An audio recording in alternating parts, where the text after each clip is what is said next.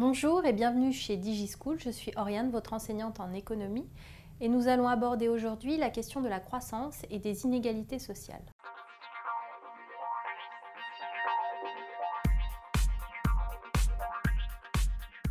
Alors la croissance a permis une augmentation des richesses importante. Malgré tout, la croissance n'est pas synonyme d'égalité puisque la répartition de la création de richesses se fait de manière inégalitaire.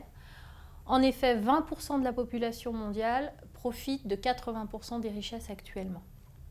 Alors cette répartition inégalitaire, elle se fait entre pays et elle se fait à l'intérieur des pays. Donc entre pays, cela signifie qu'il y a des pays qui bénéficient de la croissance, des pays qui sont riches et des pays qui sont beaucoup plus pauvres qui ne bénéficient pas ou qui bénéficient peu de la croissance.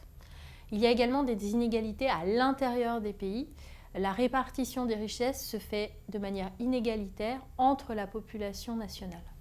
Alors, la croissance mondiale est répartie de manière imparfaite entre les États. On considère qu'il y a 4 groupes d'États différents. Alors, les pays développés, ce sont les pays qui ont à la fois un niveau de croissance important et un niveau de développement important. C'est-à-dire que leur niveau de croissance a été bien réparti. Et les populations de ces pays connaissent à la fois un bon niveau de vie, un bon niveau de développement. Dans cette catégorie, il y a ce qu'on appelle les pays de la triade, Japon, Europe, Amérique du Nord.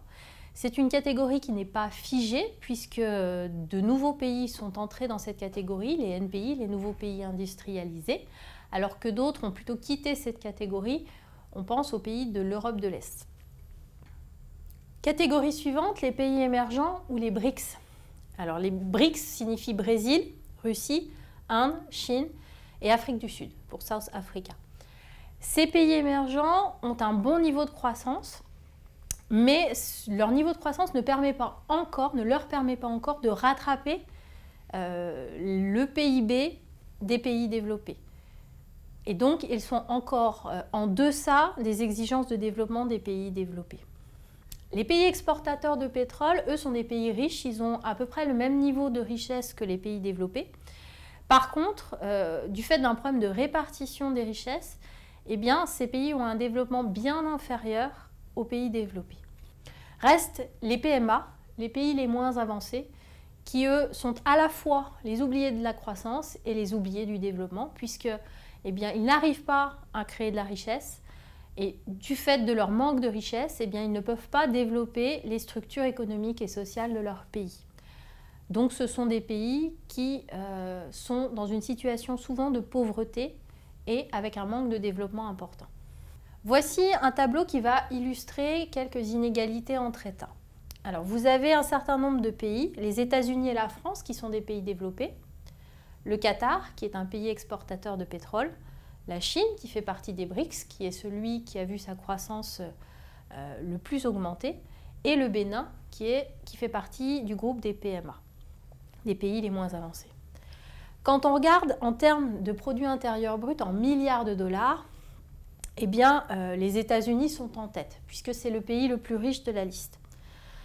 Par contre, à partir du moment où on fait la moyenne par habitant, c'est-à-dire qu'on divise le PIB par la population, on se rend compte que le pays le plus riche est le Qatar et que finalement, l'inégalité qui paraissait importante entre les États-Unis et la France est beaucoup plus limitée. Le pays le plus riche ici est le Qatar. On voit par contre un gros problème de richesse au niveau d'un pays comme le Bénin.